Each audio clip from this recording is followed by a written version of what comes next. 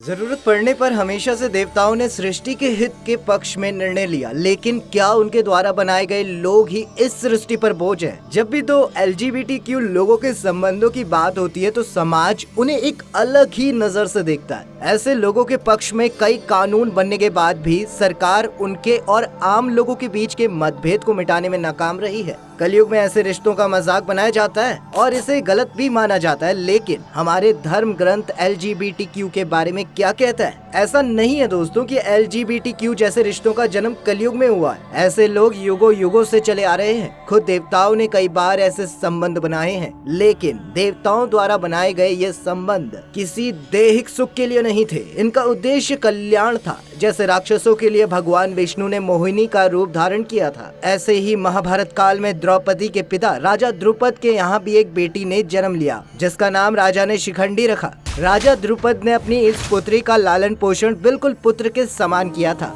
इतना ही नहीं, बड़ा होने पर राजा ने शिखंडी की शादी एक लड़की से करवाई, जिसके बाद शादी के रात ही शिखंडी की पत्नी के सामने ये राज खुल गया। शिखंडी की पत्नी को जब पता चला कि उसका पति एक स्त्री है तो वो आग बबूला हो गई। जब उसने अपने पिता को ये सब बताया तो उसके पिता ने प्रतिज्ञा ले ली कि वो राजा द्रुपद का सारा साम्राज्य नष्ट कर देंगे। इसके बाद राजा दक्ष ने एक रात के लिए शिखंडी को पूरी तरह से पुरुष बना दिया था, जिसके बाद शिखंडी की पत्नी ने पति का सुख भोगा। महाभारत की एक और कथा के अनुसार जब पांडवों को 12 वर्षों का वनवास और 1 वर्ष के लिए अज्ञातवास का दंड मिला था, तब भी आखिर के 1 वर्ष में अर्जुन ने बृहतला के रूप में स्त्री बनकर अपना अज्ञातवास बिताया। ऐसा ही महाभारत के युद्ध के समय श्री कृष्ण ने पांडवों को ये कहा था कि वो कुरुक्षेत्र का युद्ध तभी जीत पाएंगे जब वो अर्जुन पुत्र अरावन का बलिदान देंगे। जिसके बाद अर्जुन पुत्र अरावन इसके लिए एक शर्त रखता है। अरावन कहता है कि मैं कुंवारा नहीं मरना चाहता हूँ, मरने से पहले ही मैं शादी करना चाहता हूँ। श्री कृष्ण बहुत बड़ी दुविधा में फंस चुके थे,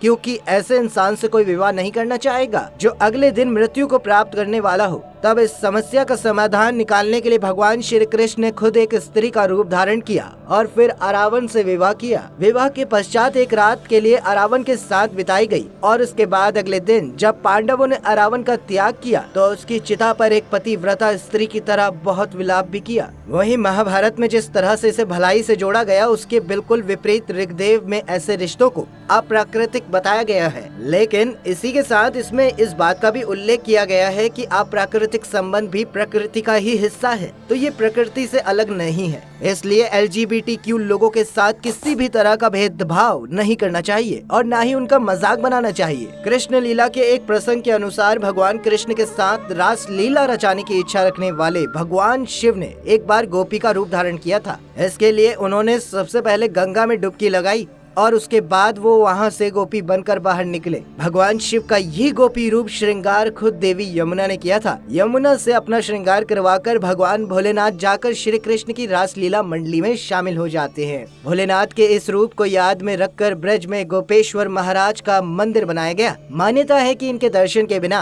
ब्रज की यात्रा अधूरी है। भगवान शिव से जुड़ी एक और कथा है, जिसके अनुसार दक्षिण भारत के देवता अयप्पा का जन्म उनके इसी संबंध का परिणाम था। उस समय महिषी नाम की एक राक्षसनी का ये वरदान था कि उसे भगवान शिव और विष्णु के पुत्र के अलावा और कोई नहीं मार सकता था। महिषी को लगता था कि ये असंभव है और ऐसे में उसे कोई नहीं मार सकता है। लेकिन जब भगवान विष्णु ने समुद्र मंथन के समय मोहिनी का रूप धारण किया था, तब उनके इस अलौकिक रूप को देखकर भगवान शिव मोहिनी पर मोहित हो गए थे और इसी से अयप्पा का जन्म हुआ था। जब महिषी का आतंक बहुत ज्यादा बढ़ गया था, तब भगवान अयप्पा ने ही महिषी का वध किया था। इतना ही नहीं, कोणार्क, जगन्नाथ पुरी मंदिर जैसे मंदिरों की दीवारों पर कई ऐसी नक्काशी बनी है जो इस बात का सबूत है कि पुराने समय में हर तरह के दैहिक संबंध बनाने की आजादी थी। इन दीवारों पर कई ऐसे संबंधों को नक्काशी के रूप में उभारा गया है। मित्रों, आप इसके बारे में क्या सोचते हैं? नीचे कमेंट करके हमें जरूर बताइएगा और अपनी राय हम तक जरूर पहुंचाइएगा।